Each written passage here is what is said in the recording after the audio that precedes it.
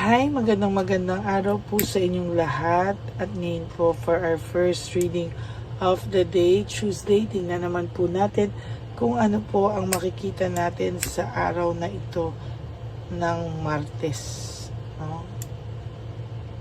Ayan. Okay, buksan po natin ang ating baraha.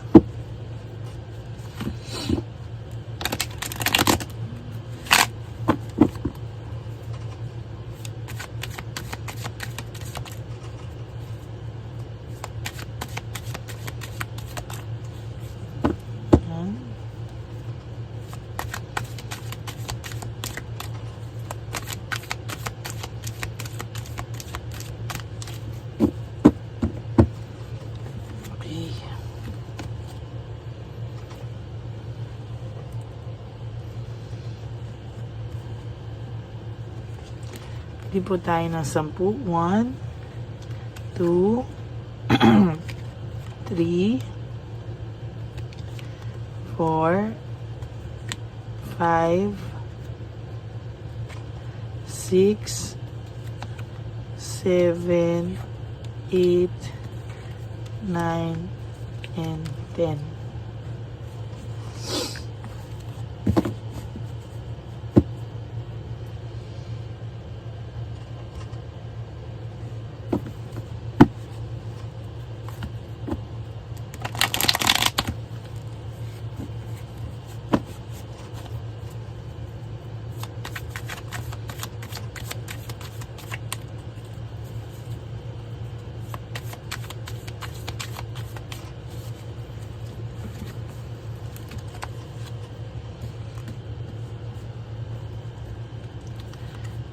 One, 2, 3, 4, 5, 6, 7, 8,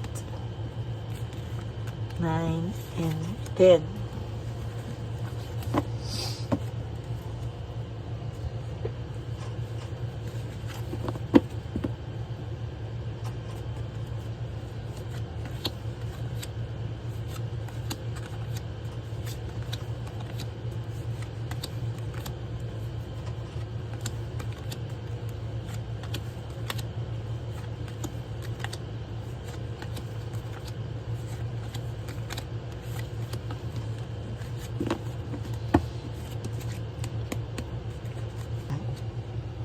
Rest, restoration, and contemplation.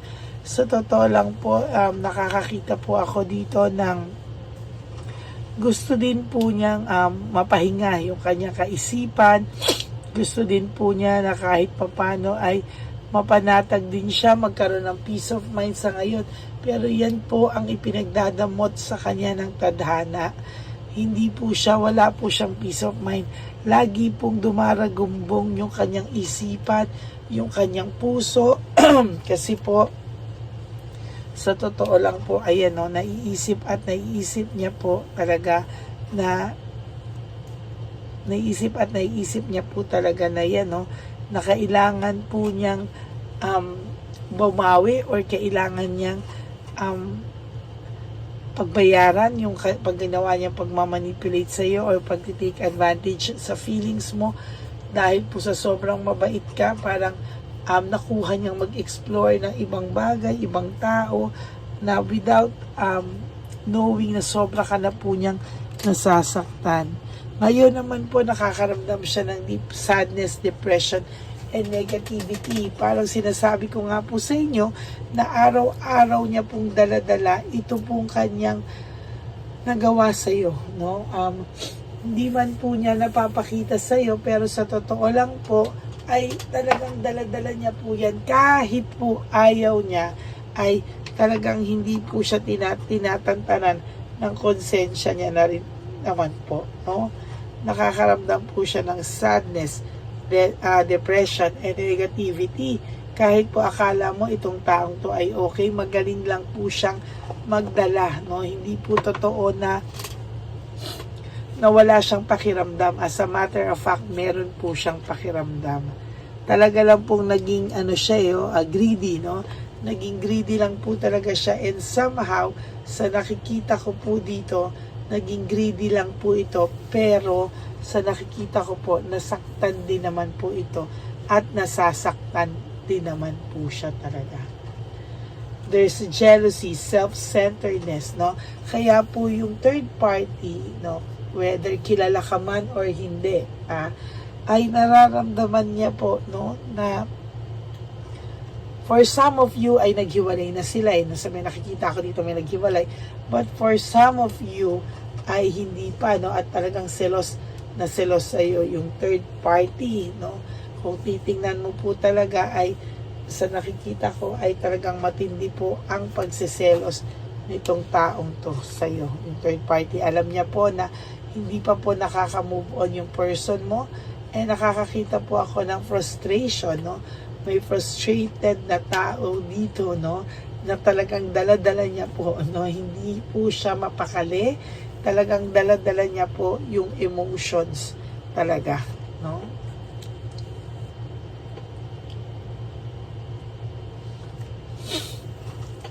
Ginusto niya po kasing maging free. Ginusto niya po mag-explore, ginusto niya po maging free. Ngayon po somehow sabi niya, ano daw ang napala niya, no? Ano daw ang napala niya sa ano daw yung napala niya dito sa kanyang kalokohan na mag-explore. For some of them, hindi naman po nila sinadya, pero still, nagpadala pa rin sila sa tukso at sa emotion.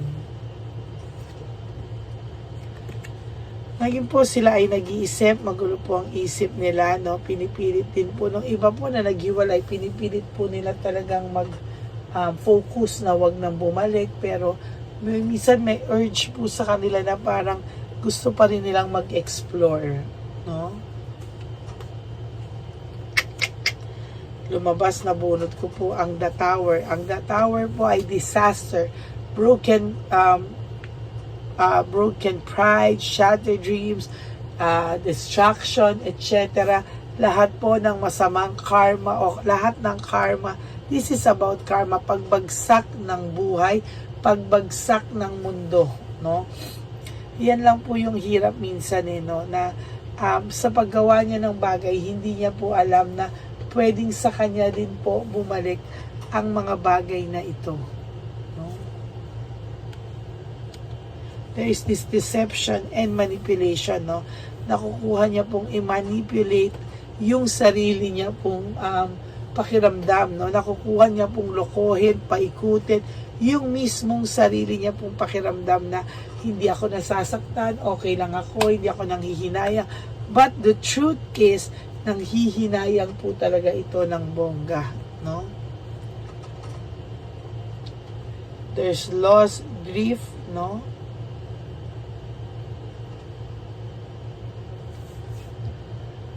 Nanghihinayang po siya. Ayan, no, niloloko niya na po yung sarili niya. But the truth is, may self-pity rin po siya. Nagluluksa din po siya sa pagkawala ng relationship niyo. Nalulungkot din po ito. There is deep sadness dito sa inyong paghihiwalay. Ayaw niya lang po aminin sa sarili niya, pero dinadamdam niya din po ang pagkawala mo. Whether i-admit niya o hindi. Kasi siya po, hindi niya po talaga pinapakita, no? Parang gusto niya ipakita na medyo okay lang siya. The truth is, apektado po siya. Oh. Affected po siya. Loss of balance, disorganized, and overwhelmed, no? Talagang ang taong ito po ay disorganized. Talagang malaki po ang problema nito sa ngayon. Overwhelmed siya sa mga problema. Nakakaawa din naman po, no? Kahit papano, hindi ko sinasabi, pero decision niya yan. Siya ang gumawa niyan sa sarili niya, pero for those of you na alam mo naman na kahit papano, ito ay natukso lang, mabait naman, somehow ay may mararamdaman ka pong awa, no? Pero for some of you na talagang nasaktan ako, galit na galit po talaga. There's inner happiness, naiisip niya po yung inyong happiness, naiisip niya po yung inyong pinagsamahan, yung magaganda yung pinagsamahan, naiisip niya po yung lahat. Impulsiveness, no? Lahat po kasi yan, is based po sa pagiging impulsive niya, no? Hindi niya po man sinasadya, pero talagang, ayan, no, impulsiveness. Talaga pong matindi ang pinagdaanan nito, at sa totoo lang po, ang pagiging impulsive niya po ay hindi matatawaran. Talagang impulsive kung sa impulsive po talaga.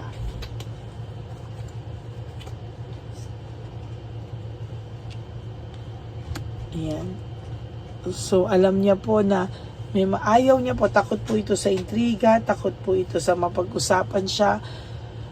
Doon po siya takot. No? Ayaw na ayaw niya pong mapag-usapan siya. Ayaw na ayaw niya po talaga. No? Talagang sa ano lang is talagang pagod na pagod po siya. No? Naiisip niya po ngayon yung broken relationship niya, shattered dreams. Talagang apektado po siya. No, sasabihin ko po sa inyo yung totoo, very, very affected po ang taong ito, sa totoo lang. Ayan, no, impulsiveness, quick decision, talaga pong hindi niya kasi pinag-isipan, ano, sugod lang po siya ng sugod, and ayan ang nangyari sa kanya. Somehow, talagang makakaramdam ka po dito ng may lungkot po, no, may lungkot po sa kanya sa mga oras na to, dahil po sa mga desisyong hindi naman po niya talaga pinag-isipan.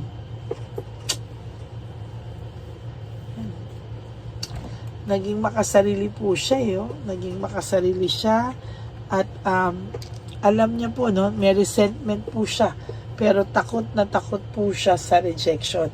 Alam niya po na may trust issues ka na sa kanya, alam niya pong nasaktan ka niya, so somehow alam niya po talaga, no, na there will come a time na itong taong ito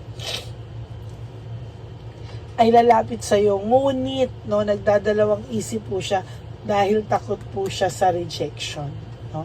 So, yan po ang ating first reading of the day. Sa maniwala ka o hindi, affected pa din siya sa paghihiwalay nyo. No? So, mga taong masaya na siya, ganyan, hindi po, no? Sa pinagsamahan nyo, naiisip at naiisip ka rin naman po ng person na ito, to tell you honestly, no? So, yan po, no? Maraming salamat po sa inyo. And for those of you who would like to have a private reading with me, you can message me po at Ladyly Elena, that's Ladyly Elena. Nasa dulo po yan ang ating video. Diyan nyo lang po ako makokontak. That's my only official and legit FB account. And for those of you po who will give me a super thanks for this video, I would really appreciate that, lalo na po ngayong nalalapit na po ang ating One Love a Day for the street elderly. So maraming salamat po ha sa nagbibigay sa inyo ng mga super thanks. At thank you from the bottom of my heart. And please po, no skipping of ads. Tulong nyo na po yan sa ating channel. Maraming salamat po sa inyong lahat. And sana po ay napanood nyo na po yung first, second reading of the day kahapon. Okay? And sa akin pong Lady Elena family, I love you all from the bottom of my heart. Mahal na mahal ko po kayo, at ako po ay very grateful sa inyong lahat na kahit po napakarami pong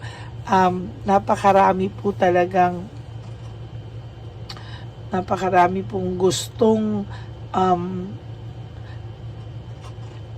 lumaglabasan, ang dami-dami po talaga ngayong tarot card readers, but still, you are still looking for my channel, at talagang hinahanap-hanap niyo po ako sa araw-araw. Maraming salamat po. Kayo lang po sapat na. At kaya, thank you po from the bottom of my heart. And ang lagi ko pong bilin sa inyo is that life is too short. Don't make it shorter by stressing yourself from all the pains and heartaches na binigay sa inyo ng kahapon. Just surrender everything to the divine universe and just let go and let God write your life and love story. I will be back for another set of reading. Huwag po kayong malungkot. Ako po ay magbabalik. Maraming salamat po, and may God bless you today. Today is Tuesday, a very powerful first reading of the day. Sana po ay hintayin niyo po yung aking second, and I'll try po sa third, but no promises. But babalik po ako for another set of reading today. God bless you all. I love you all and enjoy your Tuesday. God bless everyone. Bye! Okay, update po, may nagpanggap pong subscriber natin na siya po ay magpapahula sa fake na Lady Elena, kaya ayan, hinihingan po siya ng $80 at ang cell po niya ay nabigay at nakuha. Ang pangalan niya po sa cell ay Julian Albert, no? Siya po ay may cell account din, kaya mag-iingat po kayo. Ayan po, no, kung sino man po yung scammer na Julian Albert na yan, no, iinsensuhan po natin yan para siya po ay makonsensya. Kung wala man po siyang konsensya, at least po bumalik sa kanya lahat po ng kanyang ginagawa, at maling-mali po yan, ano. Basahin niyo po lahat yan, makikita niyo po, ayan po ang cell number niya at Julian Albert na yan, ano, para po talagang ma-report din po natin yan na siya ay gumagamit ng cell account na Julian Albert. Mag-ingat po kayo. Ayan po yung number niya. Ayan po yung pangalan niya. Huwag po kayong magpauto. Nakita nyo naman po, no, napakalayo po ng pangalan ko sa pangalan ng pinagsisendan nyo po ng account o ng pera. Kaya mag-ingat po kayo at beware sa scammer na to. At talagang ayan po, pinost ko po ang kanyang pangalan dito para maging babala po sa inyong lahat. Maraming salamat po. At mag-ingat po kayo, pakireport po ang page na yan, ang messenger niya na Lady Elena. Maraming salamat po and God bless you all. Ayan, sa susunod po makikita niyo yung account niya na ire-report niyo. Salamat po na marami. Magandang gabi po ulit sa inyong lahat. Ako po ay muling nagpapaalala sa inyo na mayroon pong lumalabas sa FB at Messenger account na fake account po, no, nang hihingi po ng $25 through PayPal at hindi po yan totoo. Huwag po kayong maniwala dyan. At pag sinabi mo po na gusto ko pong marinig ang boses nyo or makita kayo, ang sasabihin po ay magbibigay kami ng link. Buksan mo yan at pagkatapos ay makikita mo ako. Huwag po kayong maniniwala dahil yan po ay hindi totoo. Yan po ay isang malaking scam na pag binuksan nyo po ay mahahack po lahat sa inyo. Mahahack po ang inyong mga personal details. Lahat ay mahahack. Ako po ay nalulungkot na ito po ay nangyari, ngunit sa talagang may mga tao pong masasama at may mga tao po talagang hindi makatiis na hindi gumawa ng masama sa ibang tao. Pero maging aware po sana kayo, tulungan nyo po ako, i-report po natin yung fake na yan at sa FB para siya po ay mawala na at wala na po siyang mabiktima pa, no? Nandyan po lahat ng details at maraming salamat po sa inyong lahat. Maraming salamat po sa inyong lahat at mag-iingat po kayo.